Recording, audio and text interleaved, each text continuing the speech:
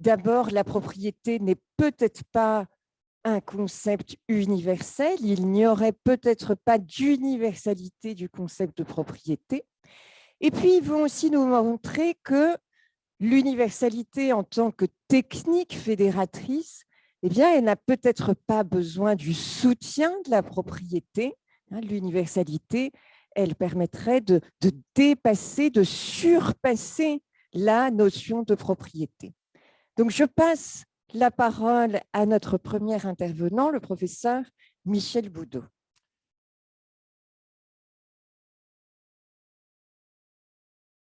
Alors, je vais vous parler d'un thème un petit peu provocateur. J'ai appelé cela la propriété par agglutination. Ceux qui collent, ceux qui ne collent pas, ça c'était pour la blague, parce que je ne suis pas sûr de pouvoir tenir ce plan-là.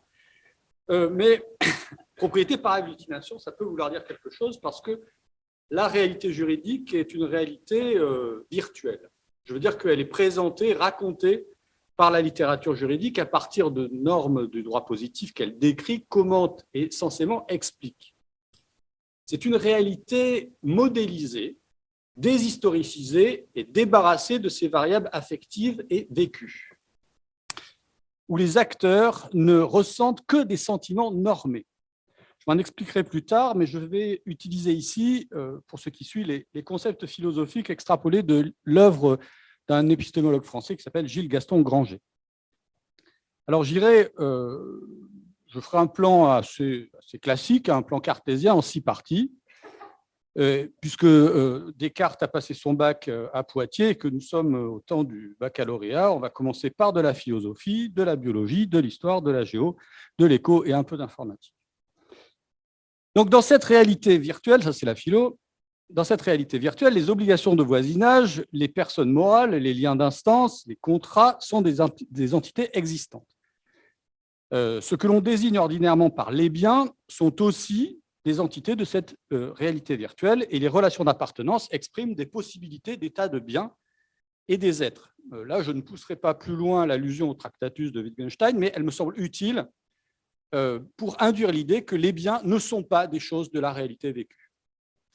Le concept de bien, au pluriel, dessine une catégorie d'entités virtuelles et chaque bien est une entité virtuelle singulière déterminée par ses relations aux autres entités de la réalité virtuelle.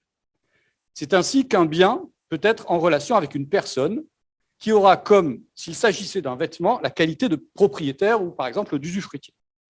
Un bien peut aussi être l'accessoire d'un autre bien, comme s'il s'agissait d'une qualité intrinsèque ou caractéristique.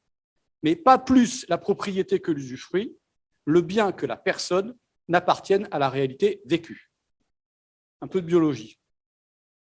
Dans la réalité vécue, des causes produisent des effets. Les sciences de l'empirie, mécanique, physique, biologie, décrivent ces enchaînements par des lois causales, à savoir en montrant des relations de nécessité de type si P alors Q. C'est ainsi que dans la réalité vécue, mes enfants sont des êtres issus de moi. Et ce n'est pas facile pour eux. Mais je suis une cause déterminante de leur existence, de ce qui leur est propre. Et si l'on ne se contente pas de biologie, mes enfants sont miens et je suis leur parce que je les ai élevés et que nous avons une histoire vécue commune. Pour décrire cette réalité vécue, la langue française me permet de les désigner au moyen de déterminants possessifs ou réflexifs. Ils sont miens, de moi, à moi, et puis d'autres langues européennes utilisent pour cela l'antéposition, le génitif, le datif, des formes idiomatiques, enfin, tout un tas de procédés pour signifier cette relation causale. Alors, dans la réalité juridique française du début du XXIe siècle, cette relation d'appartenance entre un père et ses enfants n'est pas qualifiée de propriété, à raison d'une distinction normative entre plusieurs faits virtuels. Le père de famille, dans la réalité vécue, est associé à la relation normée de paternité dans la réalité juridique. Et de son côté, la notion normée de père de famille renvoyait, il n'y a pas si longtemps encore, au caractère virtuel d'une personne raisonnable dans le gouvernement de ses biens. Cette distinction entre paternité et propriété ne va pourtant pas de soi, car nous pourrions donner maints exemples tirés des antiquités romaines, et Lionel Smith, récemment, pour une conférence du GRDP, nous a parlé de l'émancipation. Ceci pour montrer comment la paternité a fini par ne plus signifier puissance d'un dominium propriétaire dans la réalité juridique. Et ce qui n'empêche pas, dans la réalité vécue, que l'on puisse remettre ses enfants contre de l'argent. Alors vous pouvez penser sans doute que je suis parti un peu loin pour parler de mon sujet, au risque de ne pas arriver à l'heure. Mais au contraire, je pense que je suis déjà au cœur du problème de la notion de propriété, c'est-à-dire sa variabilité d'usage dans le temps et dans l'espace, et surtout de ce qui forme la plus grande difficulté logique de mon examen, la non-propriété et les non-biens. Car en effet, certaines choses, certaines ressources, certaines portions d'espace ne sont pas appropriées. Autrement dit, elles ne se définissent pas par une mise en relation avec un propriétaire. Et comment sait-on par quelles normes elles sont régies? De quelle réalité juridique relèvent-elles ces ressources, choses et portions d'espace? C'est essentiel puisque leurs qualités normées seront différentes selon les systèmes juridiques à comparer. Et lorsque nous parlons de biens tangibles ou de portions immobilisées d'espace, le rattachement s'actualise dans une réalité vécue par application de lois de situation. Et c'est cette loi de situation, cette loi de conflit, qui dira in fine si des gamètes sont des biens, si le sol est une génitrix autochtone ou si l'espace hertzien est objet de droits patrimoniaux. Alors, un peu d'histoire à présent. Les analyses historico-comparatistes qui ont été menées en droit romain principalement par des romanistes italiens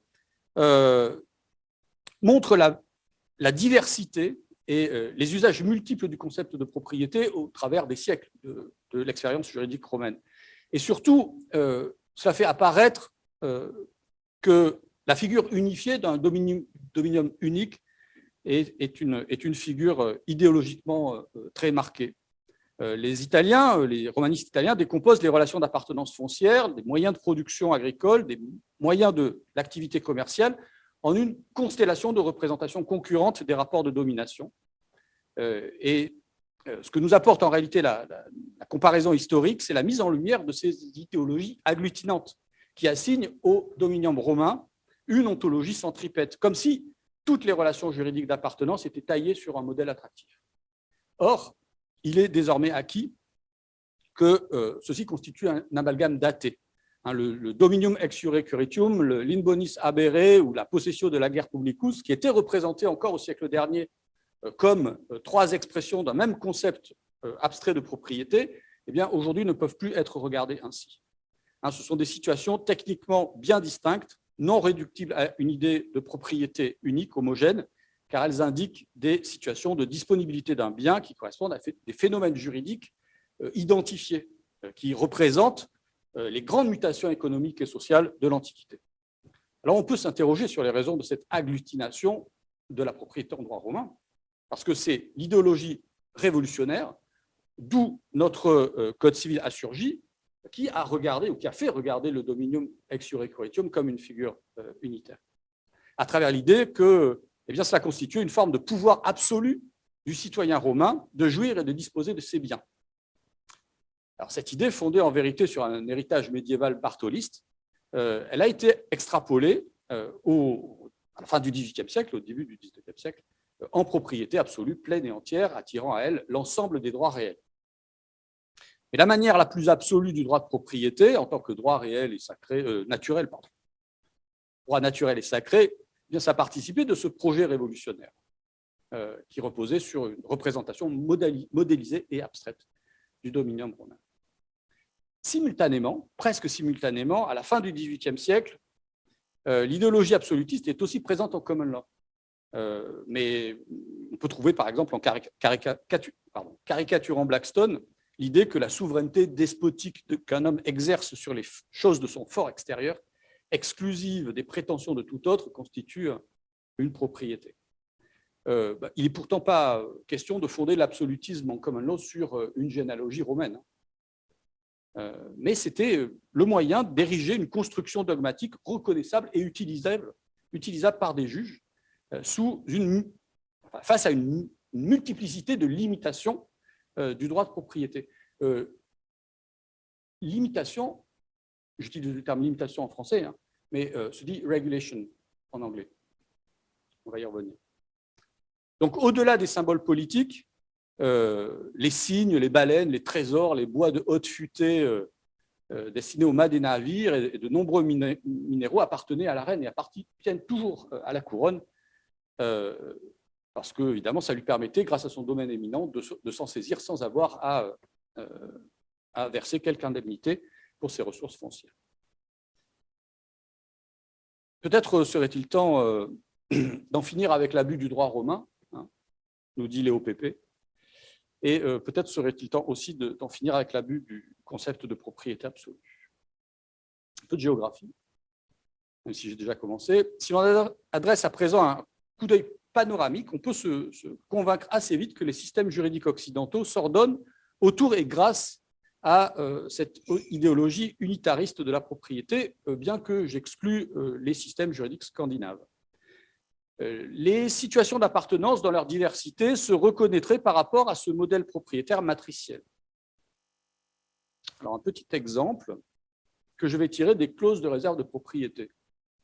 Les clauses de réserve de propriété sont utilisées dans le commerce international, dans la vente du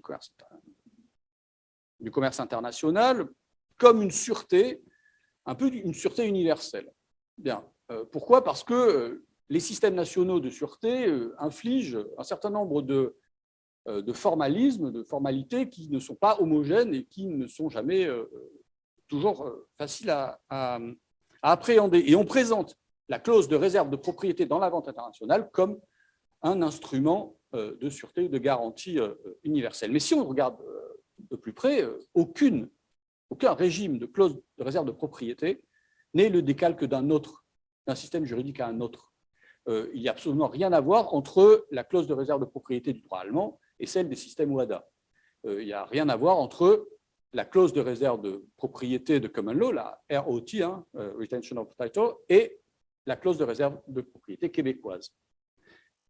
Donc, ce qu'il y a de commun dans tous ces systèmes, c'est la propriété réservée, le concept de propriété réservée, ou cette notion de propriété réservée. Mais cette notion de propriété réservée, qui assure évidemment une fonction économique reconnaissable, elle n'a rien d'unitaire. Rien. Parce que, qu'appelle-t-on propriété réservée ? Techniquement, qui supporte les risques de la propriété réservée ? Qui assure la gestion des biens ou des valeurs subrogées ? Comment suivre à la trace les biens divertis ? Et sur quel fondement obtenir la compensation des pertes ou des gains manqués ? À ces questions très générales, le détail des réalités juridiques nationales ne nous livre aucune réponse commune. La propriété réservée appelle aujourd'hui des traitements éparpillés. Alors, comment dissoudre ces difficultés dans un monde global ? C'est assez simple, en fait, puisque peu importe l'analyse, pourvu qu'on ait la rhétorique. Un peu d'économie. La globalisation dénomme un système de représentation fondée sur une pluralité de réalités virtuelles, économiques, sociologiques, psychologiques, juridiques et souvent proto-juridiques. Proto-juridique, j'entends un discours politique qui se dit pompeusement de droit prospectif, qui n'est pas du droit posé, mais qui produit une série de jugements de valeur sur ce qu'il faut faire pour que cela en devienne. Dans le monde global, avec son global law, on s'impose une réalité juridique prétendument pluraliste. Et cette réalité juridique, elle impose sa concurrence régulatoire. Et c'est bien ce que l'on observe en matière de sûreté dans le commerce international, où l'idéologie de l'article 9 du Uniform Commercial Code pénètre les doctrines civilistes. Je vous invite à faire la lecture de la doctrine en cette matière, la doctrine française en cette matière. Mais est-ce qu'il n'y a pas un oxymore là, à penser le global par la variété des sphères normatives, tout en faisant la promotion de l'uniforme? Alors là, je vais faire un jeu de mots, je préviens à l'avance. C'est un uniforme que l'on reconnaît au grand nombre d'étoiles qu'il a sur son drapeau. Ok, merci. L'idéologie du global représente donc la société mondiale des nations comme une société multipolaire illustrée par une toile d'araignée qui serait un cadre unitaire. Et cette toile, elle est suffisamment élastique et collante pour agglutiner des éléments très hétérogènes et divers, des ordres juridiques suffisamment souples pour respecter, protéger la pluralité. Et cette concurrence régulatoire qui se met en place, en fait, c'est un euphémisme pour dérégulation. où propriété devient un concept de moins en moins exigeant. Dans cette réalité juridique globale, soi-disant polycentrique, ce n'est plus l'absoluité qui est le caractère distinctif des relations d'appartenance, mais l'exclusivité. C'est un parti pris puissamment idéologique qui fait regarder comme de nouveaux biens des droits exclusifs, y compris lorsque ceux-ci ont été constitués à partir de relations obligationnelles à durée déterminée, ou encore plus évidemment lorsqu'ils reposent sur des monopoles d'exploitation de portions d'espace ou de ressources. Bon, je peux aller encore plus loin, hein, si vous voulez. Dans l'économie capitaliste mondialisée, je veux dire dans l'économie telle que représentée par des modèles et théories nourries de l'idéologie du capitalisme global, les coûts de transaction sont associés à des paramètres multiples, difficiles à maîtriser et difficiles à calculer. Et je ne reviendrai pas sur les clauses de réserve de propriété, mais c'est un exemple très, très utile parce que c'est un exemple typique. Les coûts de transaction peuvent être évalués. Et ils sont augmentés par des formalités ou diminués par des informations. Alors, ces coûts sont conceptualisés comme des valeurs économiques. Et c'est par une équation triviale qu'ils deviennent des biens, puisque ce sont des valeurs comptables. Et regardez ainsi comme des éléments de patrimoine. Donc, peu importe que l'on assigne au concept de valeur économique extrapolé de son champ comptable plusieurs usages différents, l'information est devenue un bien. C'est une équation triviale qui nous pousse à lui coller l'étiquette de propriétaire. Or, l'information n'est pas une donnée quelconque. Le concept d'information est utilisé en informatique, précisément pour discriminer parmi les discours, les types de discours, ceux qui sont susceptibles de produire des effets mécaniques ou réflexifs, c'est-à-dire à faire produire à un ordinateur un calcul dont le résultat appellera par nécessité et non pas par choix politique une réponse mécanique. Pour cela, ces discours reçoivent une forme. Il n'y a pas d'information sans formalisation. Le concept d'information est aussi utilisé en biologie et en psychologie pour retenir, pour qu'on en retienne l'effet de sa transmission dans un organisme ou dans un corps social, c'est-à-dire une réponse réflexe ou perlocutoire capable d'être calculée au prisme de modèles statistiques. Et ce résultat peut avoir une valeur économique, certes, mais plus encore on a le programme simulateur ou émulateur qui va produire l'output, c'est-à-dire l'algorithme. L'information désigne la donnée formalisée et aussi le discours résultant de l'opération. Et si on postule que les coûts de transaction diminuent lorsque l'on détient certaines informations, eh bien, le désir monopoliste devient rationnel de souhaiter les maîtriser en les dominant, d'où la propriété de l'information. Est-ce que, pour autant, cela a du sens? Alors, comme tout le monde, je m'interroge sur les raisons d'en passer par la propriété, l'ownership ou Eigentum pour signifier ces rapports de propriété nouveaux. Okay. C'est bon, j'ai 3 minutes. Alors, je n'ai pas d'idée toute faite. Le développement de l'économie mondialisée a produit la création de nouvelles catégories de biens grâce à la privatisation de l'espace public, un brevet sur le génome, des autorisations administratives, des monopoles d'exploitation, des propriétés régulatoires. Et là, je dois quand même renvoyer aux excellents travaux de Margarita Colangelo de l'Université Rome Tre, ainsi que de Christine Gott de l'Université d'Oldenburg. Mais je vais tout de même citer Christine pour résumer une idée qui lui appartient. En tant qu'institution du marché moderne, la propriété ne réfère pas à un ordre de relations d'appartenance purement privée, elle n'est pas séparée conceptuellement de son équivalent réglementé ou régulé. Christine Gott remarque aussi que la propriété est instrumentalisée par les entreprises privées comme par les États et qu'il est affirmé que ses fonctions se mesurent précisément à l'aune de ses résultats en matière de concurrence et de régulation.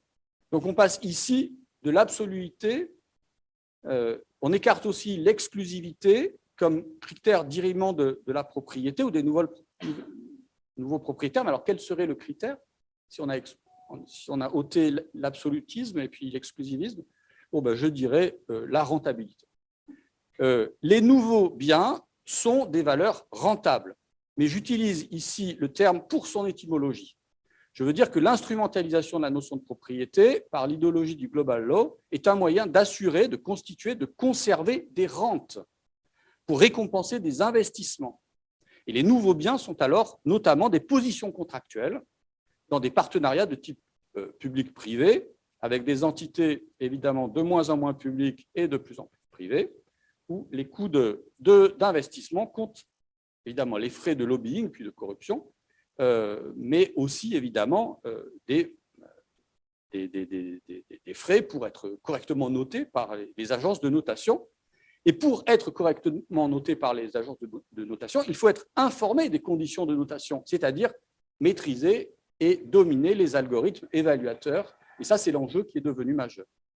Donc, vous aurez compris que je n'entendais pas donner à la notion d'agglutination une valeur autre que métaphorique, mais cette métaphore, elle colle bien avec plusieurs problèmes causés par les usages multipliés de la notion de propriété. Et pour terminer, je dirais simplement que cette globalisation du monde contemporain nous révèle un schéma plus ample, qui est une désystématisation des constructions dogmatiques nationales au profit d'une pragmatique d'influence ou de compliance qui, jusqu'à ce jour, n'a apporté que le saccheggio, nous dit Ugo Mattei, et la privatisation des ressources communes. Je vous remercie. Merci beaucoup, chers collègues, pour cet exposé, ce baccalauréat en 20 minutes. C'est extraordinaire, on a fait de tout.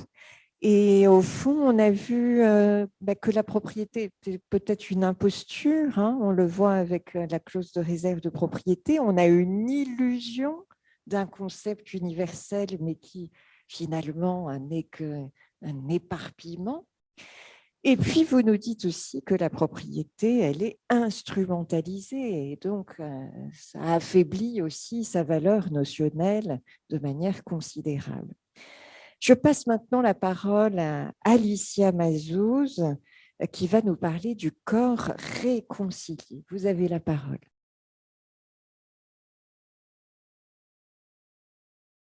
Alors, le corps réconcilié, un petit mystère pour mon titre aussi. Je ne sais pas si aujourd'hui c'est le corps qui est réconcilié ou moi qui suis réconciliée avec mes travaux de thèse. S'il y a dans cette assemblée quelqu'un qui est actuellement en doctorat, rassurez-vous donc, un jour on peut être réconcilié avec sa thèse. J'aurai donc le plaisir de partager avec vous une démonstration que j'avais formulée il y a quelques années et que grâce à Gaëlle Gidroll-Mistral, j'ai retrouvée l'année passée pour travailler dans le cadre des droits subjectifs, donc dans le cadre du cycle du colloque du GRDP, et puis aujourd'hui, bien sûr, sous l'angle de la propriété. Alors, cette universalité de fait que j'ai souhaité mobiliser pour expliquer les règles relatives à la protection du corps humain, je voudrais tout d'abord, puisque mon collègue s'est permis la liberté de faire un plan en 6 parties, vous proposer une très longue introduction et une partie unique. Donc, dans cette très longue introduction, je vais vous expliquer pourquoi j'en suis venue à choisir cette universalité, pourquoi elle me paraît pertinente et intéressante pour protéger le corps humain. Et puis, je vais évidemment confronter ce qui nous occupe aujourd'hui principalement, la notion, son application au corps, à la question de la propriété. Alors, tout d'abord, pourquoi j'ai choisi l'universalité ? Eh bien, il me semblait, lorsque j'ai engagé mon travail de doctorat, que le corps humain, finalement, était toujours laissé dans cette catégorie balai, qui était l'extra-patrimonialité, qui présente des vertus, bien sûr, parce que, et notre collègue l'a dit tout à l'heure dans le premier exposé sur la donnée, on voit bien aussi que protéger le corps, et la donnée en l'occurrence, c'est savoir aussi sortir de la patrimonialisation. Donc, partant de ce principe-là, je ne voulais pas réintégrer le corps dans le patrimoine, mais je voulais lui offrir une catégorie spécifique. Chaque personne disposerait ainsi d'un patrimoine, une universalité de droit, et d'une universalité de fait qui serait composée de son corps humain. Donc ça, c'était le premier postulat. L'avantage de l'universalité de fait, et la présidente de notre panel aujourd'hui en sait quelque chose, puisque ce sont aussi vos mots, c'est une notion qui présente une grande flexibilité, adaptabilité, un énorme potentiel. Et en même temps, est-ce un paradoxe? Je ne sais pas, mais en tout cas, c'est ce qui a suscité mon intérêt. C'est une notion qui n'est pas marquée, alors évidemment, il y a le fonds de commerce, on y pense tout de suite, mais qui n'est pas non plus marquée par des grandes figures juridiques qui la figeraient. J'ai le souvenir, et j'ai une pensée pour sa mémoire, que Jean Hauser, lors de ma soutenance, me disait « c'est bien, nous allons maintenant avoir une nouvelle illustration de l'universalité de fait à côté de la bibliothèque, du fonds de commerce et du troupeau ». Car finalement, c'est assez limité. Alors, on sait qu'il y en a d'autres, mais en général, c'est les exemples qu'on donne en cours de droit des biens de deuxième année. Donc, cette notion-là, elle n'était pas figée, elle permettait donc une certaine souplesse et adaptabilité. Et je vous l'ai dit, donc, cette volonté, ce choix de créer une catégorie spécifique pour le corps humain. Et surtout, ce que je cherchais, c'était aussi l'évolution du corps humain, à me placer dans une perspective prospective qui, alors ma tête date de 2014, je l'ai souvenue en 2014, aujourd'hui il y a plein de choses qui ne sont plus prospectives, qui sont d'actualité, qu'on vit réellement. Ce qui était intéressant, c'est de se dire que le corps, c'était quelque chose de plus complexe que le corps pensait en 1804. D'ailleurs, il n'était pas pensé en 1804, il n'était pas dans le code. Il a fallu attendre les lois bioéthiques de 1994 pour qu'il apparaisse véritablement. Mais déjà, 1994, ça fait loin par rapport à toutes les perspectives que nous avons connues depuis. Et donc, ce corps humain, aujourd'hui, il est fabriqué et refabriqué tout au long de la vie de la personne de manière différente. Il y a des éléments, vous le savez, vous en avez peut-être déjà entendu parler. Je vais faire un petit point scientifique, médical très modeste, puisque nous faisons ensemble aujourd'hui des révisions du baccalauréat.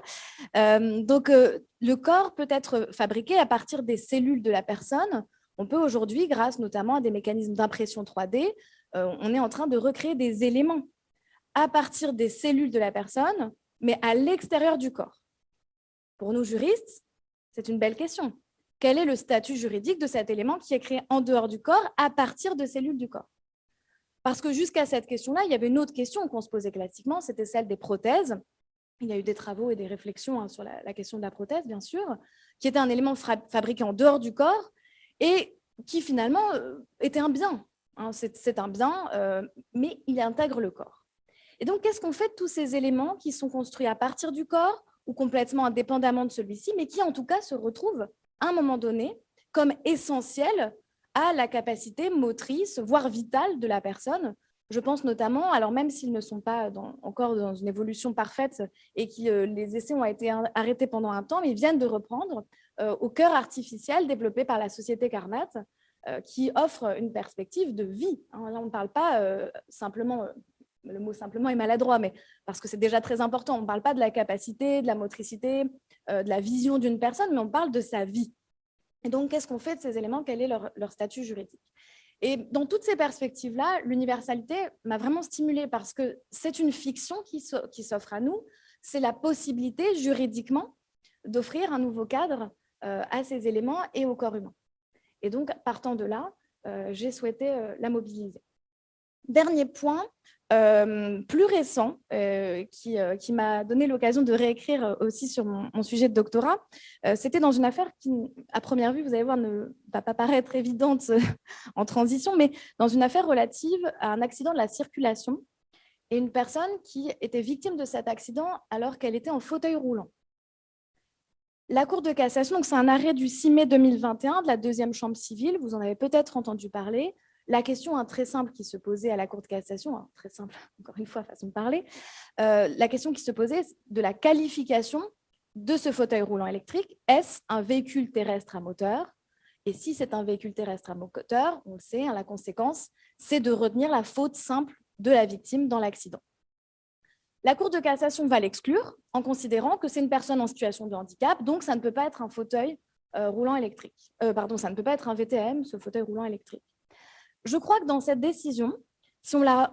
Alors, je vais essayer d'être claire parce qu'il faut aller vite, mais qu'en même temps, il faut pouvoir suivre ma pensée. Je pense que derrière cette décision, le fauteuil roulant électrique, vous êtes d'accord, c'est un VTM. Il y a un moteur. Comme la trottinette aujourd'hui est considérée par les assureurs comme un VTM. Pourquoi la Cour de cassation l'exclut? Pour protéger une personne dans une situation particulière, d'une situation de handicap. Et bien sûr, on mobilise l'universalité de fait. C'est intéressant parce que ce fauteuil, il pourrait venir intégrer le corps.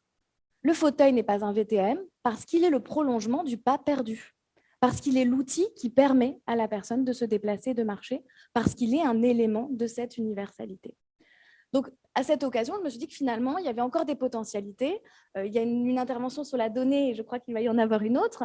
Il y a des jonctions aussi à faire sur la donnée aussi, ce déplacement de la donnée, à mon avis, avec l'universalité. Pourquoi pas intégrer aussi la donnée dans les éléments relatifs au corps humain? Mais ça, c'est tout à fait en point d'interrogation pour l'instant.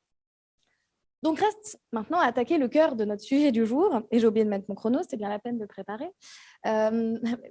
Du coup, le cœur du sujet du jour, c'est évidemment de s'intéresser à la propriété. Universalité de fait. Si on se rappelle, on sait bien que l'universalité, c'est un ensemble de choses qui vont entraîner la distinction entre un contenant et un contenu. Reprenons l'exemple du fonds de commerce. Il y a le contenant fonds de commerce et son contenu composé d'éléments différents, la clientèle, le bail, etc. Okay, et cet ensemble-là, on va réunir ces choses ensemble en vue d'une destination commune. Donc maintenant qu'on a bien en tête la définition, qu'on se l'a remise en tête, si on confronte au corps, on voit bien que ça peut fonctionner. Un ensemble d'éléments qui composent le corps, il faut savoir que cette notion-là, je l'applique avant la naissance jusqu'à la disparition de tout élément du corps. C'est-à-dire qu'on peut l'appliquer à ce que j'appelle les 3 temps du corps. Avant la naissance, donc pour un fœtus, un embryon, peut-être même la simple composition d'une cellule, en passant par la vie, et jusqu'à ce que la personne se retrouve même dans une situation, dans le cadre d'une incinération, les cendres de la personne. On y reviendra tout à l'heure. On voit bien que la protection juridique, elle s'étend évidemment à ces cendres. Donc, tous ces éléments, toutes ces phases du corps humain peuvent intégrer cette universalité de fait. Encore une fois, c'est une fiction, donc cela est possible. Et à partir de là, on va donc avoir une distinction entre le contenu, il va y avoir des choses différentes à l'intérieur de cette universalité de fait, et le contenant, car on voit bien que le corps, l'idée même du corps, c'est plus que ce qui la compose.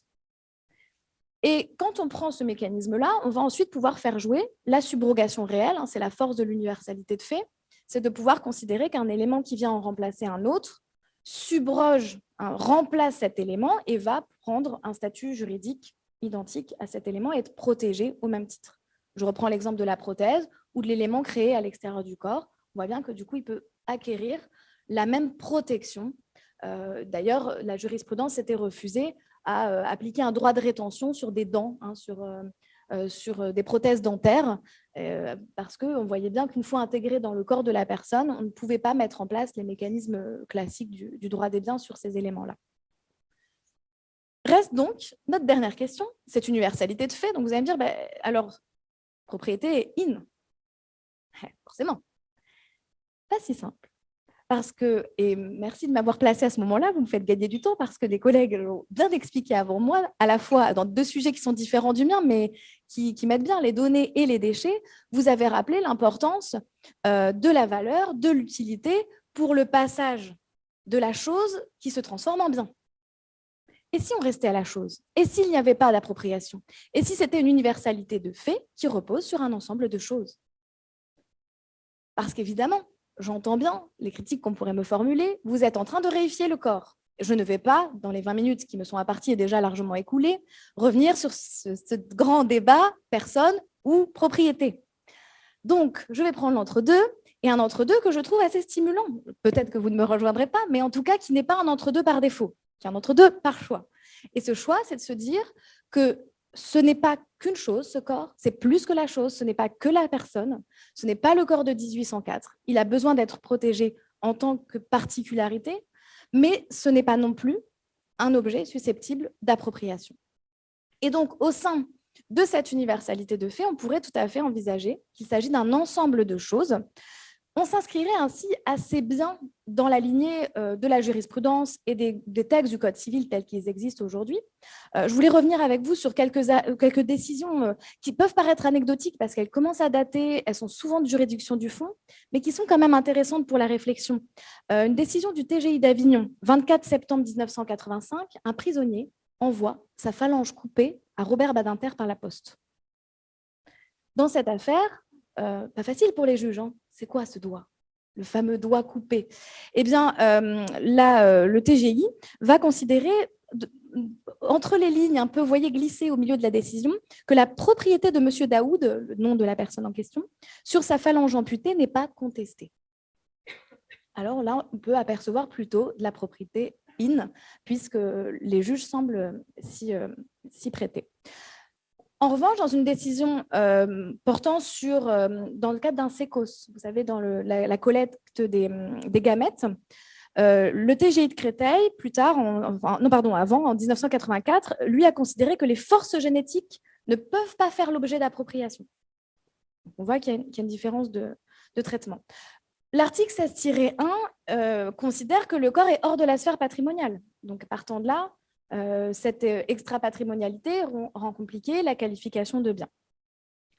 Au-delà de cela, on voit bien que la mission qui serait de considérer qu'il y a 3 temps du corps et qu'il y a un régime qui les protège dans ces 3 temps-là complique certaines étapes. Est-ce qu'il faut considérer, en considérant que le corps est un bien, donc susceptible de propriété, que le fœtus ou l'embryon est la propriété de la mère qui le porte? Je laisse la question ouverte, mais quand on regarde les règles relatives à l'IVG, l'articulation avec la propriété n'est pas aisée. En outre, pour le cadavre, pour le corps après la vie, on va avoir des difficultés aussi à revenir sur cette qualification de propriété. Et je voudrais reprendre une décision, parce qu'elles ne sont pas très fréquentes dans ce domaine, de la Cour d'appel de Paris du 28 janvier 2009, qui est très intéressante. Désolée, les faits sont sinistres, je vous les résume légèrement parce qu'on n'est pas très loin du repas. En pleine canicule, une personne décède, cadavre décomposé, troubles causés chez les voisins liés à la décomposition de ce corps. C'est horrible, mais il y a des vrais dommages avérés pour les personnes qui habitent dans l'appartement du dessous, plus de 20 à 30 000 euros de dommages, plein de choses à refaire, etc. Donc, voilà. Dans cette décision, ce qui est intéressant, c'est que les personnes qui avaient interjeté appel essayaient de se placer sur l'article, défunt article 1384, alinéa 1er, donc la responsabilité du fait des choses, pour considérer que l'héritière, la fille de cette personne, était gardienne du corps de sa mère. Si on parle de garde, on n'est pas très loin de la propriété. Parce que je vous rappelle, oui, bien sûr, il y a la garde au sens de l'usage, mais il y a la garde juridique, distinction entre garde juridique et matérielle. Donc, c'est un premier pas si on reconnaît effectivement cette possibilité d'une gardienne de la chose. Alors, la Cour d'appel va être maligne, parce qu'elle ne va pas partir sur le terrain de la propriété, elle va faire un petit contour et elle va nous dire, et tout à l'heure, vous l'avez évoqué sur le potentiel des troubles anormaux pour les déchets, elle va utiliser les troubles anormaux du voisinage, ce qui fera faire un magnifique jeu de mots à Denis Mazo avec son fameux dégâts des eaux, qui s'écrit OS, évidemment. Donc, grâce à cette notion de trouble anormal, elle va considérer que la personne est propriétaire non pas du corps, mais de l'appartement. Interprétation contestable aussi du droit des successions, j'y reviens pas aujourd'hui, mais on voit bien qu'il y a quand même une difficulté symbolique. C'est pareil, ça pourrait ouvrir un grand débat, une grande discussion, mais ce n'est pas négligeable ici à qualifier le corps et à considérer le corps comme un objet susceptible d'appropriation. Dernier point sur les cendres, pour aller jusqu'au bout de ces différents temps du corps. L'article 16-1-1 qui résulte de la réforme de 2018, je vais y arriver, 10, si je ne dis pas de bêtises, bref, d'une réforme il n'y a pas si longtemps, est intéressant parce qu'il vient aussi limiter, à mon avis, la question de l'appropriation, complétée par l'article L 2223-18-2 du Code général des collectivités territoriales, bref, une disposition du Code général des collectivités territoriales qui vient restreindre la libre disposition des cendres après le décès. On a eu en jurisprudence plusieurs affaires dans lesquelles vous aviez un conflit entre des personnes qui voulaient faire un usage différent des cendres. Et donc, une forme de copropriété sur les cendres qui posait véritablement problème en pratique. Et grâce à cette disposition, enfin en tout cas l'objectif de cette disposition, était de mettre un terme à ces conflits entre l'ancienne femme, les enfants, etc., qui voulaient disperser les cendres à tel endroit, qui voulaient les conserver à domicile notamment. Et donc, aujourd'hui, vous ne pouvez plus conserver des cendres à domicile, elles doivent être soit dispersées dans un lieu à cet effet, etc. Enfin, je ne reviens pas sur le détail de la législation sur ce point, mais on voit bien ici aussi une réticence à laisser s'organiser l'appropriation autour du corps, y compris lorsqu'il n'est plus que réduit en cendres. Au regard du droit positif, au regard donc de la jurisprudence, au regard sans doute aussi d'une dimension symbolique qui n'est pas une fois encore négligeable, je vous propose plutôt d'envisager donc ce corps comme une universalité de fait dans laquelle il y a des choses et non pas des biens, et donc de laisser plutôt out la propriété, en sachant que cette qualification de choses, je crois qu'elle est importante parce que Céline, de manière provocante, disait « je ne m'intéresse pas aux hommes, mais aux choses ». Je crois que ce qu'il n'avait pas vu, c'est que quand on s'intéresse aux choses, on s'intéresse à la personne. Et puisque j'en finirai aussi par ma petite phase baccalauréat et quelques petites références littéraires, je finirai sur ce point avec un enfant, un éternel enfant, le Petit Prince de Saint-Exupéry. Je ne sais pas si vous vous souvenez, quand le Petit Prince va rencontrer le businessman sur sa planète, le businessman, il compte les étoiles. Et puis, il les met dans un tiroir, puis il les compte, etc. Et le Petit Prince lui dit « mais ça sert à quoi de compter les étoiles? Qu'est-ce que tu en fais ?» Je les compte, je les mets dans un tiroir, mais ça ne sert à rien. Il dit « mais moi, je suis utile à ma rose, parce que je l'arrose. Je suis utile à mon volcan parce que je le ramène tous les jours. Je suis utile aux choses. » Je crois que les choses qui sont présentes dans l'universalité de fait corporel sont des choses non pas susceptibles d'appropriation. Ici, l'utilité, elle est inversée. C'est la personne, c'est les personnes que nous sommes qui sommes utiles à ces choses et nous devons les protéger. Merci beaucoup. Merci beaucoup, chers collègues, pour ce beau témoignage de réconciliation. Alors moi, je vous le disais, je ne m'étais pas encore réconciliée avec l'universalité de fait et vous m'avez donné une occasion, à vous et puis les organisatrices de ce colloque, une très belle occasion de me réconcilier avec l'universalité. Et je suis très heureuse de l'avoir vivifiée, dépassée, renouvelée. C'est une nouvelle vie qui semble s'ouvrir pour l'universalité de fait et c'est magnifique. Alors avec beaucoup de questions et votre conclusion magistrale avec cette idée de choses donc et cette idée que c'est la personne qui doit être utile à la chose et non pas la chose qui, étant utile à l'homme, va être qualifiée de bien. C'est magnifique.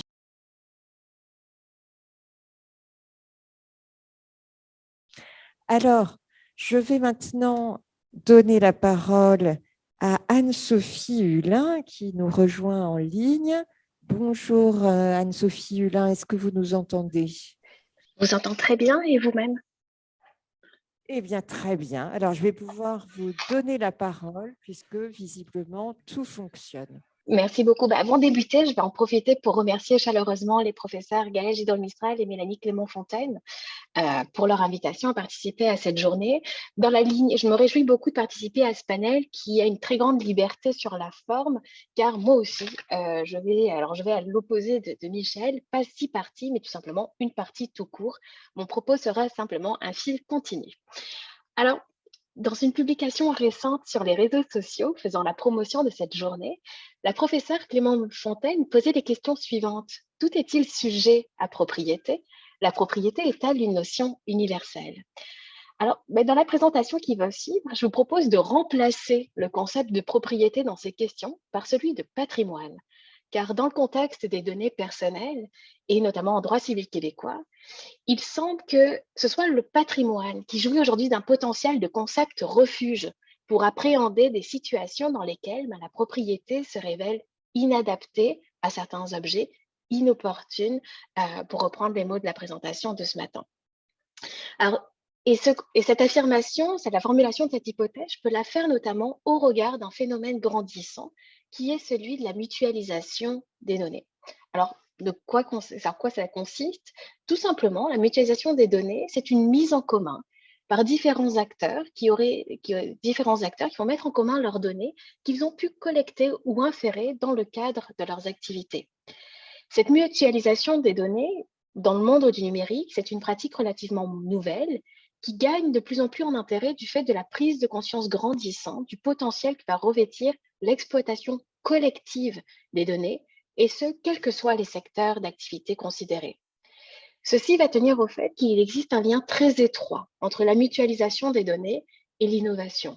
En effet, dans le contexte du numérique, l'innovation est de plus en plus tributaire d'accès à des jeux de données qui vont être aussi pertinents que volumineux, ce qui nécessite alors d'accéder à de multiples jeux de données. La mutualisation des données va répondre donc à ce besoin d'accéder aux données, puisqu'elle va générer la création de banques de données, donc des universalités, peut-être des patrimoines de données, dont l'accès va être encadré, mais aussi ouvert à de multiples acteurs et au sein desquels vont s'entremêler des données personnelles et non personnelles.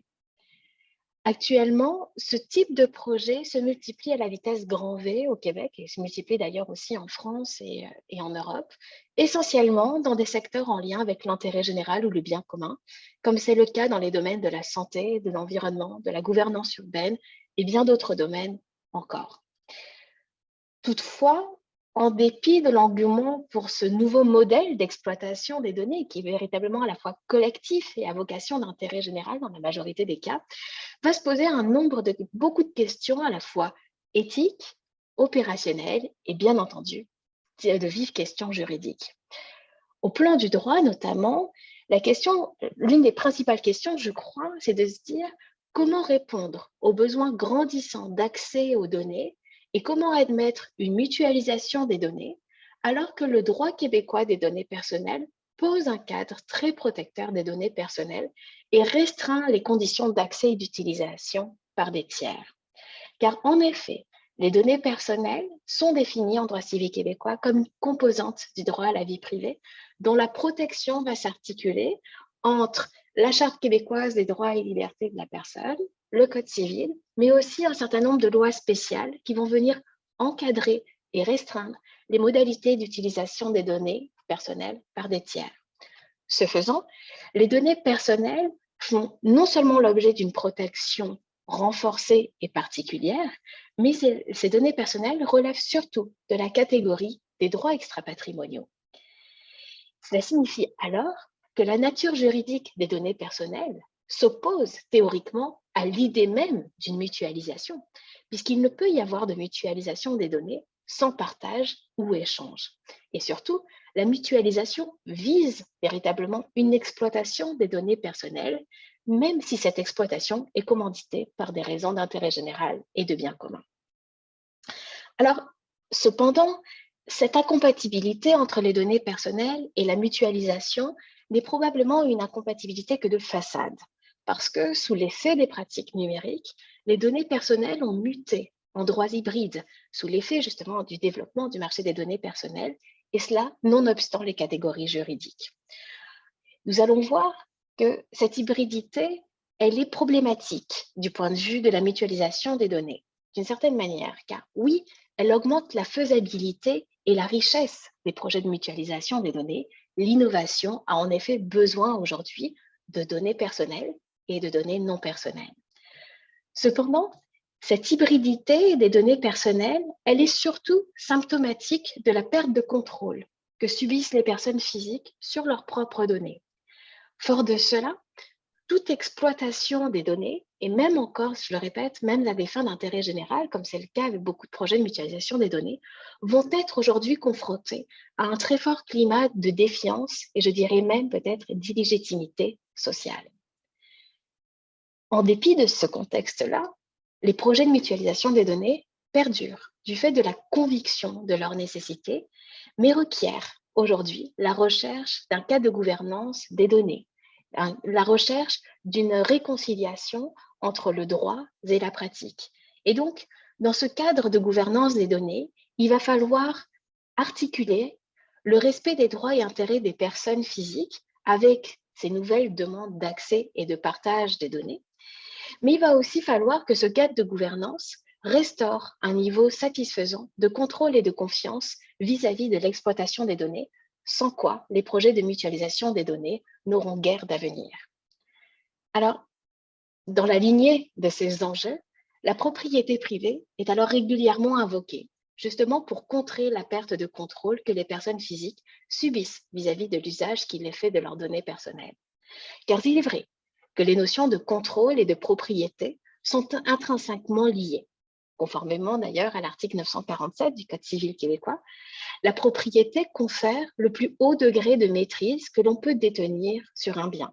Ici, il importe de garder bien en tête qu'en droit civil québécois, le terme bien est synonyme de droit patrimonial.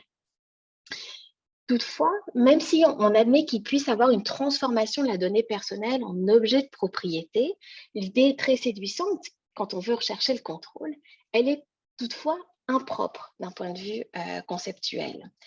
Notamment parce qu'il ne faut pas ici confondre l'objectif, qui est la restauration du contrôle par le personne physique sur leurs données personnelles, avec le moyen de restituer ce contrôle, qui est la propriété. La propriété, ici, est un instrument, ce n'est pas un absolu. Ceci m'amène aussi à souligner que même si l'hybridation des données personnelles constitue une réalité juridique, leur pleine réification en objet de propriété constituerait aussi bien une dénaturation juridique qu'une méconnaissance des fondements juridiques, culturels et sociaux sur lesquels s'échafaude le concept de données personnelles. Et d'ailleurs, les orientations retenues dans la récente réforme du droit québécois des données personnelles témoignent clairement de l'attachement collectif à la nature extra-patrimoniale des données personnelles et à la nécessité de la préservation d'une telle nature à l'heure où les demandes d'exploitation s'intensifient.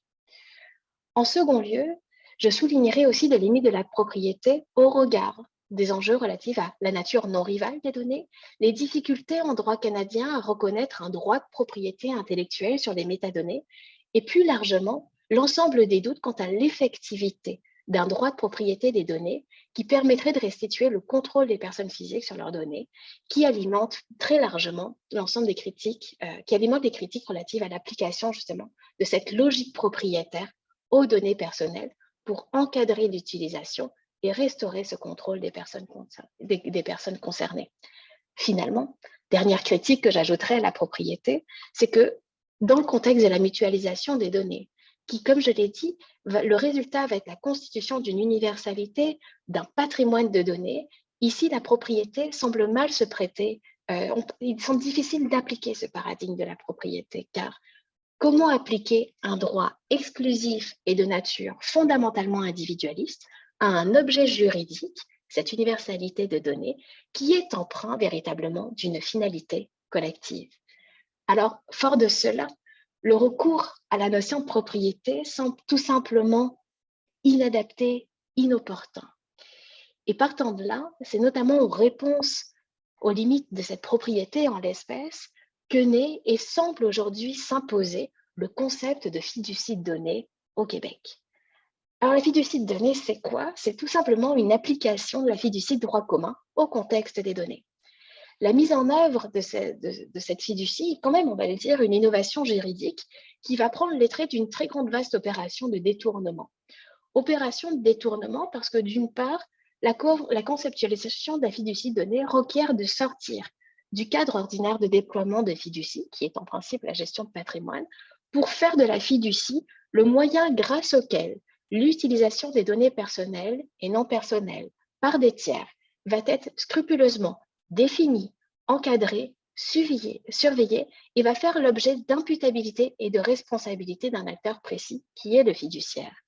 Autrement dit, la fiducie devient ici un levier de protection et de confiance dans l'exploitation par des tiers de nos données personnelles, soit un levier de protection et de mise en œuvre des droits de la personne vis-à-vis de ses propres données. D'autre part, la fiducie va être aussi une opération de détournement, puisque la création des fiducies de données suppose d'établir une synergie entre le droit des fiducies et le droit des données personnelles, deux branches du droit qui sont a priori antinomiques par leurs objets et par leur finalité. En effet, il faut rappeler que la fiducie de droit commun se situe dans le livre des biens aux articles 1260 et suivants du Code civil du Québec. Elle y est définie comme un patrimoine d'affectation autonome et distinct de tout sujet de droit et dont l'existence repose exclusivement sur la finalité pour laquelle elle a été instituée.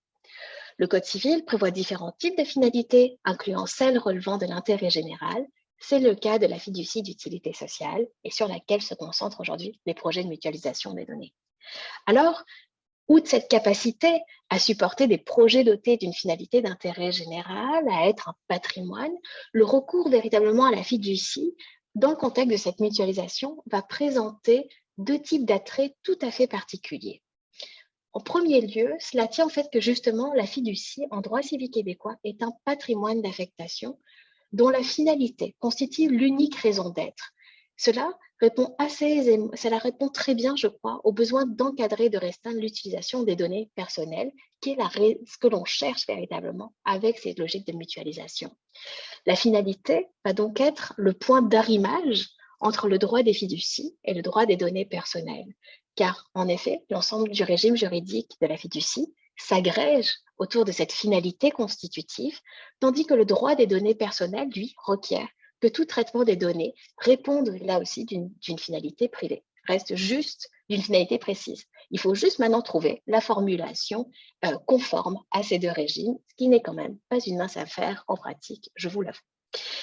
En second lieu, l'intérêt de recourir à une fiducie pour administrer une mutualisation des données tient beaucoup, je crois, à la qualité de fiduciaire et à la nature de ses prérogatives sur les biens qui vont être mis en fiducie.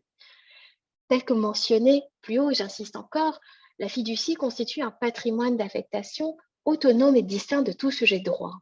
Ceci a pour conséquence qu'aucun de ces acteurs, que ce soit le constituant, le bénéficiaire et le fiduciaire, aucun de ceux-là n'a de droit réel sur les droits patrimoniaux, sur les biens composant le patrimoine fiduciaire.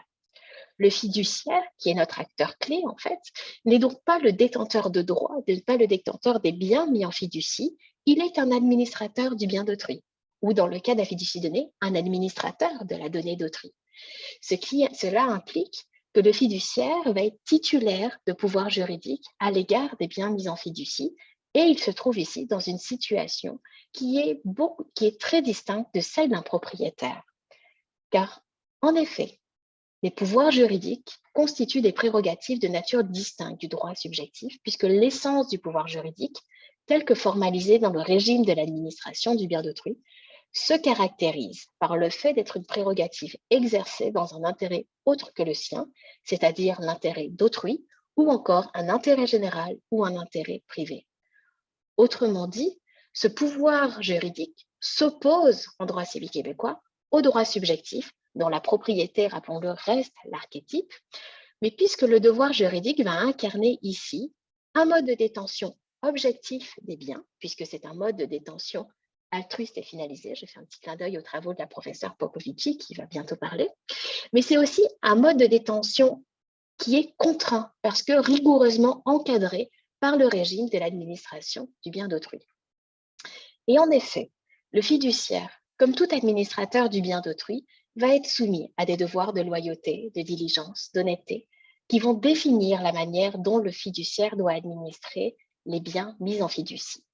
En cas de manquement à ces devoirs, celui-ci engagera sa responsabilité personnelle. Le fiduciaire n'est donc pas libre dans l'exercice de ses fonctions, contrairement à ce que serait un propriétaire.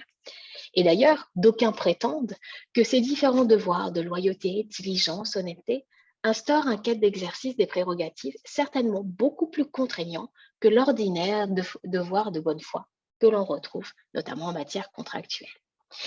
Ainsi, ce mode de détention institué au travers du pouvoir juridique constitue véritablement un mode alternatif de détention des biens qui, en matière de données, se révèle tout à fait opportun.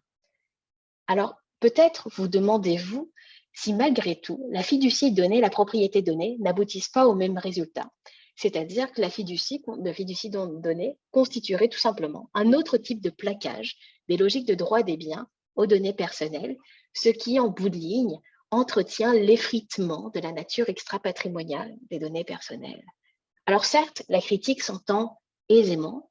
Toutefois, permettez-moi d'y apporter quelques tempéraments, peut-être en précisant la notion de patrimonialisation.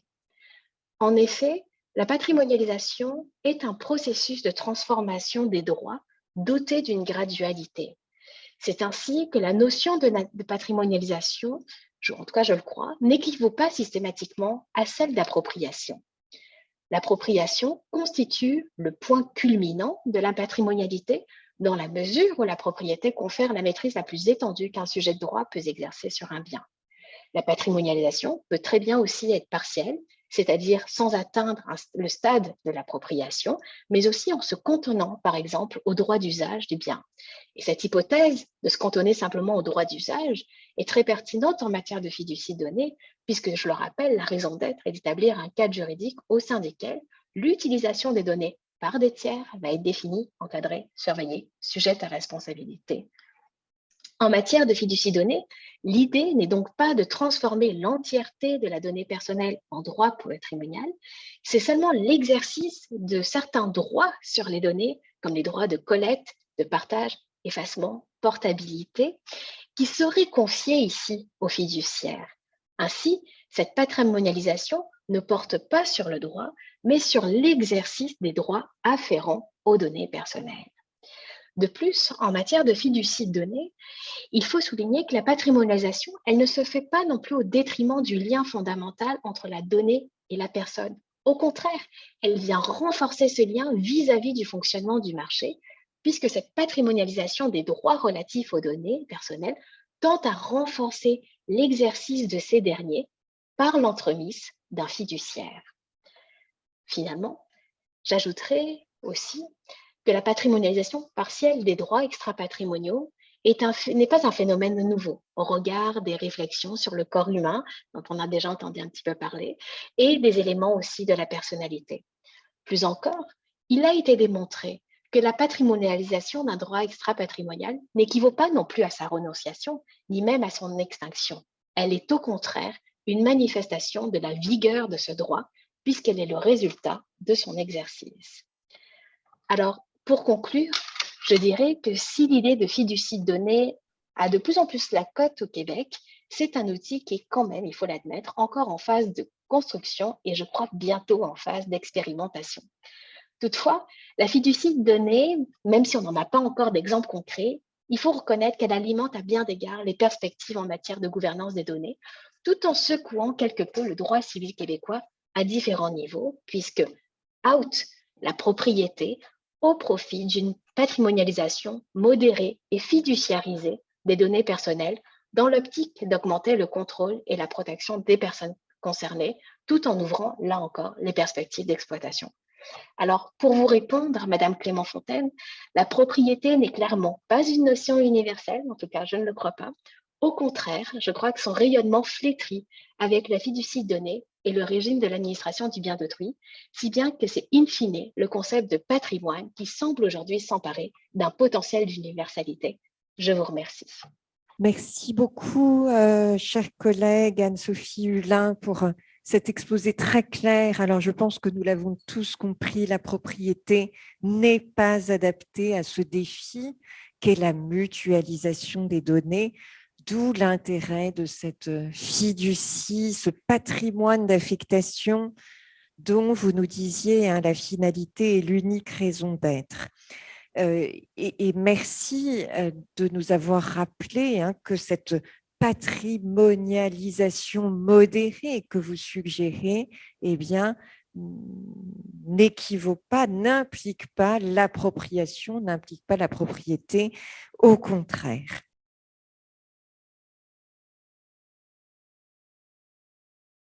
Alors, nous continuons à parler de données et je donne la parole à présent à Valérie-Laure Benabou. Merci, Madame la Présidente. Merci aux organisatrices de m'avoir conviée, même si j'ai à ce moment précis un sentiment d'usurpation qui m'est familier, mais qui atteint à ce stade des niveaux inconnus. D'abord parce que je ne suis pas une grande spécialiste de droit des biens, ensuite parce que je parle sous la férule de quelqu'un qui a travaillé sur les universalités et que, de surcroît, je suis absolument convaincue par la démonstration qui vient d'être faite par ma collègue Anne-Sophie Hulin que c'est clairement la voie privilégiée en ce qui concerne les données. Donc, la démonstration à laquelle je souhaitais éventuellement vous associer pour dire qu'on pourrait réfléchir sur une forme de patrimonialisation des données à travers les fonds de données me paraît finalement assez mauvaise au regard des propositions qui viennent d'être articulées et sur le modèle québécois qui me paraît beaucoup plus intéressant. Mais néanmoins, j'ai quand même préparé quelque chose donc pour avoir l'air en tout cas, de participer à ces débats. Donc, de quoi ne s'agira-t-il pas? Donc, de parler des données à caractère personnel particulièrement ou des données à caractère non personnel. Et ce n'est pas non plus, contrairement à ce qu'on pouvait penser, une conférence sur les zèbres. Je n'ai pas de plan et un certain nombre de choses que je vais dire ont déjà été dites, ce qui me permettra de tenir peut-être pour une fois les délais. Donc, effectivement, ce que vient de dire ma collègue est très important, c'est que les données, aujourd'hui, c'est plus du tout des ensembles figés sur lesquels on a des constructions qui étaient sous forme de bases de données. On a des défis qui sont liés au fait que les données s'échangent en temps réel selon des volumes qui sont absolument gigantesques. Et en fait, on a donc un problème d'appréhender les données à la fois dans l'espace et dans le temps. Dans l'espace et dans le temps, ça veut dire aussi dans leur volume et dans leur fluidité. À savoir que finalement, on travaille tous ensemble à un certain nombre. Mais les métaphores liquides ici ont vraiment leur terrain d'élection parce qu'on ne peut plus s'appuyer sur des objets solides, on est plutôt sur des flux. On parle d'ailleurs de flow, de data free flow of data. Enfin, voilà, on parle de choses qui coulent, qui dévalent et qui arrivent en plus dans des volumes qui sont absolument gigantesques. Alors, face à ça, on a des difficultés d'organisation de ces ensembles.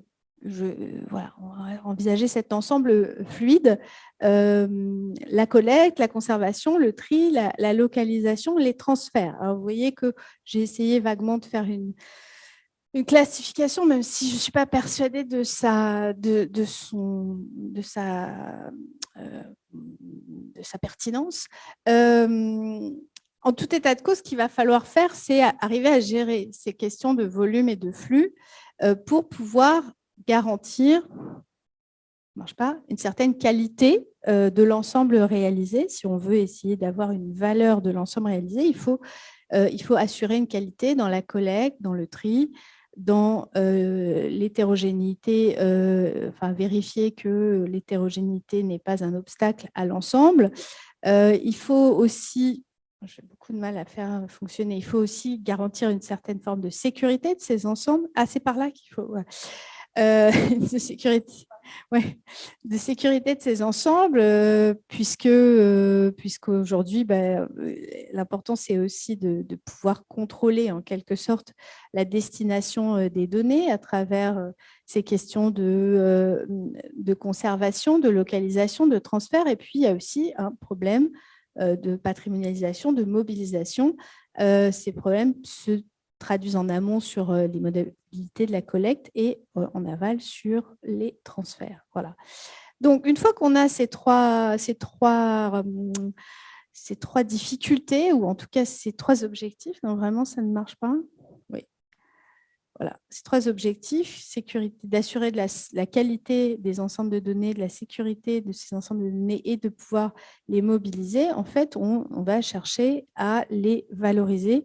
Et c'est un peu ce dont il s'agit, puisque comme l'a dit très bien ma collègue, en fait, ce qu'aujourd'hui on a, c'est pas des sous-ensembles de données qui correspondent à une finalité de traitement, c'est des mutualisations permanentes et qui sont très difficiles à appréhender, à stopper dans un temps T. Donc, je ne vais pas revenir sur la fausse piste de la propriété des données, donc je vais aller très rapidement sur les slides parce que je pense que ça a été suffisamment bien démontré aujourd'hui que envisager un rapport propriétaire sur les données qui sont des objets non rivaux est sans doute inutile, inopportun, et je vais élargir l'argumentation qui a été développée, pas seulement sur les données à caractère personnel, m'est avis que cette propriété d'une donnée au stade micro est tout à fait inutile et inopportune. Donc, je passe les slides. Toc, toc, voilà.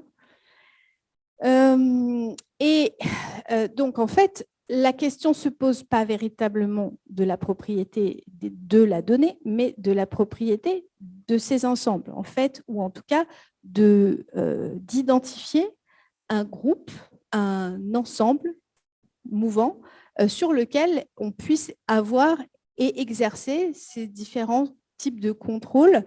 Toc, toc, toc, voilà, ces différents types de contrôles. De gouvernance, on a utilisé le terme de gouvernance, de valorisation. là, je m'écarte un tout petit peu du travail de ma collègue, puisque si on envisage des échanges et si on envisage des transferts de données, ce n'est pas seulement à des finalités communes et respectueuses de l'individu ou du bien commun, c'est aussi tout simplement pour faire de l'argent. Et cette considération ne doit pas, n'est pas malsaine, au sens où nous sommes dans une économie dans laquelle on échange et on patrimonialise et on achète de façon quotidienne. Alors, j'avais quelque chose d'assez éprouvant que j'ai lu il n'y a pas longtemps. Alors même qu'on a le RGPD, notre profil est échangé 345 fois par jour pour un Européen et 750 et quelques pour un Américain. Donc, c'est pour vous donner l'idée que, certes, on peut s'accrocher à des totems en disant les données personnelles, c'est bien, mais en fait, la réalité, ce n'est pas ça. C'est qu'on échange à tout berzingue des données et on les agrège et on les agglutine. J'aime beaucoup ce terme. On est vraiment dans des mécanismes d'agglutination. Et c'est ça la difficulté qu'on a, c'est de gérer des agrégats, en fait. Gérer des agrégats qui, de surcroît, sont fluides. Donc, on a cette difficulté qu'on doit mettre ensemble des choses qui ont des statuts juridiques extrêmement différents, voire contradictoires, et qui sont éminemment circulants. Donc, la question était, comment est-ce qu'on peut appréhender par le droit des biens, voire par le droit de la propriété, si c'est nécessaire, et je suis assez d'accord que ça n'est pas forcément nécessaire, mais si on prospère ou on recherche dans cette direction, comment faire pour abandonner toute revendication propriétaire sur les données, mais appréhender quand même ces ensembles pour qu'il y ait un minimum de contrôle ou de valorisation. Alors, voilà que vient la logique ou l'idée de l'universalité, puisque le droit sui generis sur les bases de données, on en a eu un, il a fait l'objet, enfin on en a un toujours, il a fait l'objet d'une reconsidération par la Commission européenne, mais on peut dire qu'il est relativement dans les choux pour appréhender les enjeux dont on vient de parler, puisqu'il a été conçu au regard d'une logique très statique de l'agrégat de données, alors qu'on est dans cette logique de fluidité. Donc, il faudrait, si on veut utiliser cet outil pour appréhender un droit sui generis sur l'ensemble, il faudrait le réenvisager, le restaurer, le modifier de façon assez profonde. Or, ça n'est pas pour le moment, à ma connaissance, dans les tuyaux, puisque même dans le Data Act qui est en cours de discussion, les modifications appréhendées ne vont pas modifier fondamentalement le droit sui generis. Donc ça, c'est plutôt quelque chose qu'on peut écarter. Hop. Voilà, vous avez parlé des bibliothèques, du fonds de commerce, du troupeau. J'ajoute le portefeuille de valeurs mobilières. Voilà, quel point commun entre ces différents éléments? Eh bien, l'universalité, bien sûr. Donc, modèle exploratoire, peut-on penser à l'universalité de fait? Deuxième modèle exploratoire dont je ne vais pas parler du tout aujourd'hui, mais qui me paraît aussi un mécanisme permettant d'appréhender des flux entrants et sortants et d'avoir une possibilité de stopper ces échanges à travers la valeur du compte courant à un temps T, ça peut être aussi quelque chose d'intéressant. Bon, je vous le livre comme ça, je n'ai pas plus discuté que ça l'hypothèse, mais enfin, il y a quelque chose ici d'intéressant. Donc, on va travailler un tout petit peu dans le temps qui me reste. Berrou, je dois pointer pour que... Ici, d'accord. On va... Alors, question aussi, est-ce qu'on peut envisager, sans aller jusqu'à l'universalité, des ensembles de données comme des biens? C'est-à-dire, je me suis pas mal inspirée de la thèse d'Antoine Nallet sur les universalités, et il développe un peu cette idée qu'il y a, à côté des universalités, il y a des ensembles de biens, qui est un concept juridique qui commence à avoir de plus en plus de transcription dans le droit positif, et que peut-être cette logique d'ensemble de biens pourrait, ou d'ensemble de choses pourrait servir à appréhender cet objet circulatoire. Comme un grain de sucre, eh bien, ça ne se patrimonialise pas, ce n'est pas l'objet de propriété. Un kilo de sucre, ça peut l'être parce qu'on arrive à une masse, à un seuil qui permet d'envisager une valeur et qui permet d'envisager l'opportunité d'un rapport propriétaire. C'est intéressant, mais il n'y a pas vraiment de régime juridique. Donc je laisse ça aussi en suspens. Qu'est-ce qu'on fait avec cette nouvelle figure de l'ensemble des biens ou l'ensemble de choses? Et c'est quand même assez intéressant parce que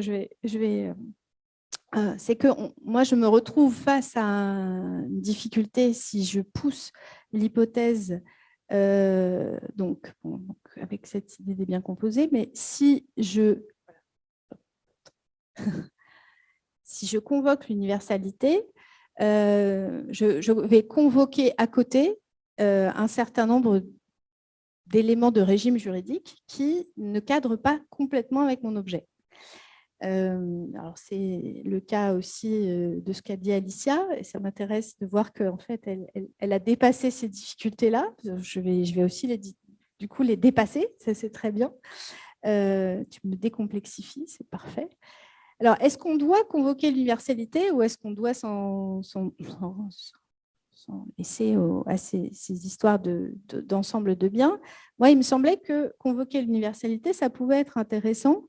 Alors, il y avait une métaphore intéressante sur le corps et l'âme, etc. Parce qu'avec une universalité, on définit un bien incorporel. On crée un bien incorporel qui est distinct, le contenant, qui est donc distinct des contenus. Et donc, on déplace en quelque sorte la question de l'appropriation, non pas sur les éléments du contenu, mais sur le contenant. Si on fait ça, vraiment, si on fait ça, on peut pousser l'hypothèse de l'universalité pour constituer un fonds de données, en fait, c'est-à-dire prendre la figure du fonds de commerce et la déplacer vers un fonds ou un fonds informationnel. C'est-à-dire qu'on aurait ici quelque chose qui se rassemble autour d'une finalité, mais que cette finalité, finalement, elle est liée à l'exploitation de l'ensemble des données. Donc, c'est ça qui va caractériser le fonds. C'est la possibilité de rassembler à travers cette figure qui va la transcender, en quelque sorte, des ensembles de données et de créer une valeur économique et juridique distincte de cet ensemble et par ce biais, peut-être, de transcender les difficultés qui sont liées au régime spécifique de chacun des sous-ensembles contenus dans le fonds.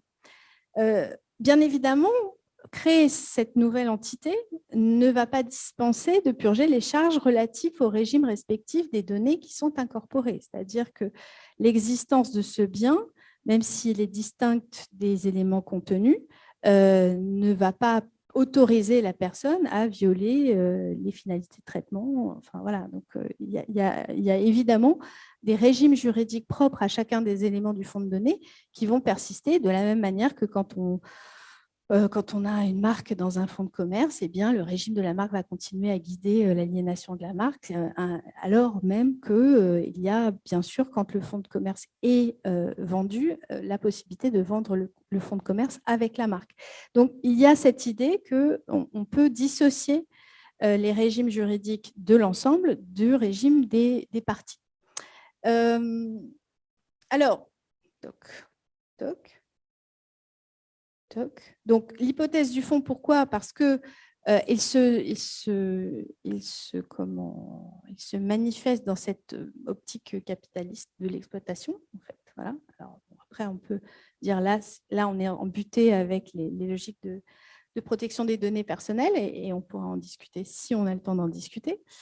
Mais bien sûr, et j'en viens pour finir, à la difficulté, aux difficultés de qualification.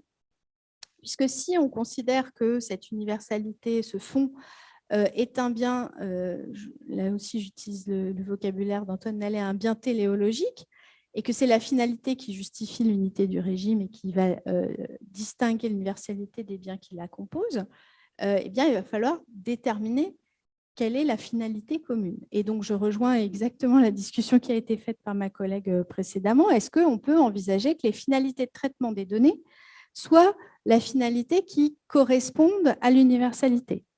Alors ça voudrait dire, c'est intéressant, mais ça voudrait dire qu'on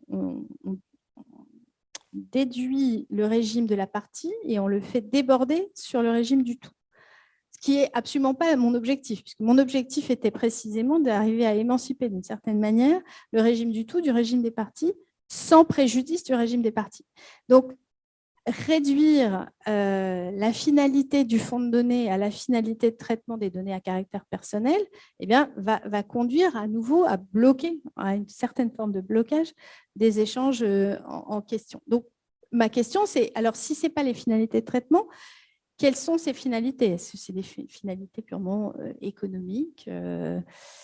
Comment est-ce qu'on organise finalement cette unité de destination, cette unité d'affectation, alors qu'on est précisément face à des données qui s'échangent et dont on ne sait pas nécessairement d'ailleurs ce qu'elles recèlent? C'est finalement très compliqué d'avoir cette vision volontariste d'affectation d'une finalité particulière à un fonds de données, alors qu'on ne sait pas nécessairement ce qui rentre et ce qui sort. Donc, il faut trouver, si on donne un crédit à cette construction, il faudrait trouver une finalité.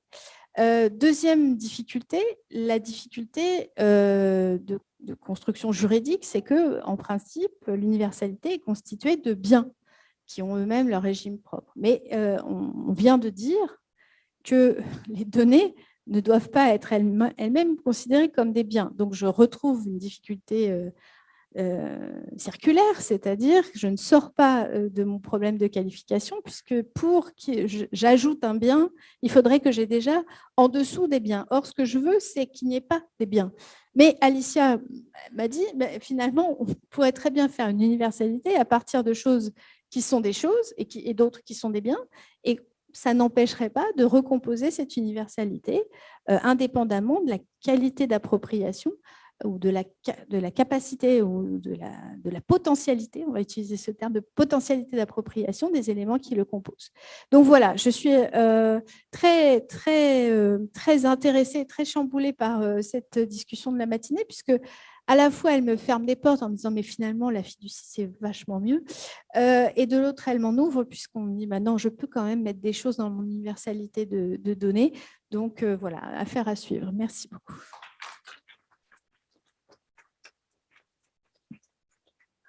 Merci beaucoup Valérie Laure pour cet exposé très clair qui a posé beaucoup de questions en effet. Et, je trouvais ça passionnant de suivre le cheminement intellectuel et voir à quoi on peut aboutir. Alors je voudrais maintenant remercier et féliciter tous nos intervenants. Vous avez tous respecté cette règle importante qui est celle des 20 minutes. Donc, vous êtes à la fois très obéissants et en même temps, ce que j'ai beaucoup admiré aussi, c'est que vous avez une très belle liberté académique parce que vous avez tous fait des plans, pas de plans, des plans en plein de parties. Bref, vous avez compris ce qui est important. Alors, en 2 mots, avant de passer la parole, je termine. Oui. Alors, pas 2 mots. Ah oui, non, oui, voilà. Pour résumer toutes les interventions, on l'a vu, la propriété, finalement, une notion artificielle et puis qui n'est pas utile, qui est inappropriée, c'est revenu dans tous les exposés, avec un droit québécois quand même qui a une sacrée longueur d'avance parce qu'on a 2 concepts en droit québécois que nous n'avons pas. Ce fameux patrimoine d'affectation sans maître, très utile, parce que là, on n'a plus besoin de propriétaire puisqu'il n'y a pas de maître. Et puis, c'est tout ce régime de l'administration du patrimoine d'autrui qui est très complet et que nous n'avons pas non plus. Donc, voilà, les pistes québécoises, elles sont fascinantes, je trouve. Nous, qu'est-ce qu'on a? Quelque chose d'un peu moins abouti, mais qui a l'avantage d'une grande souplesse. On a vu l'universalité, on fait un petit peu ce qu'on veut avec. Donc, ça peut être aussi intéressant. Alors maintenant, à la salle d'intervenir, de poser des questions. Ma question était une question plutôt de vocabulaire. Est-ce que la fiducie dont nous parlait notre collègue québécoise est la traduction de stewardship, ou est-ce qu'il y aurait une relation entre ce que vous expliquiez et que j'ai compris avec le petit cerveau qui est le mien et le concept de stewardship? Merci beaucoup. Anne-Sophie Hulin, je vous laisse répondre. Merci beaucoup pour votre question. Tout dépend comment vous utilisez ce concept de stewardship. Tout simplement, la fiducie québécoise, c'est la traduction du trust de common law. On va partir de là. Le trust de common law qui a été civilisé, transposé en droit civil québécois sous l'effet notamment de cette proximité justement avec le common law. Moi, j'ai beaucoup de mal avec le concept de stewardship et je ne sais jamais véritablement quand et comment l'utiliser, mais c'est vrai qu'aujourd'hui, de plus en plus, dans la fiducie de données est elle-même une traduction des réflexions sur les data trusts qui nous viennent du droit anglais actuellement. Et la notion de data trust pose actuellement énormément de difficultés parce qu'elle est à la fois un concept très précis qui est l'application du droit des trusts au domaine des données, comme l'est la fiducie données, mais c'est aussi une notion métaphorique, un idéal, la confiance dans les données. Et cette idée de confiance dans les données suffit que quand on est en common law ou même tout simplement quand on est dans la littérature anglophone, on parle de data trust pour parler tout simplement de gouvernance des données, de protection des données, ce qui nous ramène à cette idée de stewardship. Et donc, il y a tout un courant aujourd'hui qui s'oppose à l'utilisation du concept de data trust et qui voudrait recommander davantage de data stewardship. Donc, tout ça pour vous dire que oui et non, la fiducie n'est pas une traduction du concept de stewardship, mais dans le contexte de la fiducie donnée, elle en partage véritablement l'essence.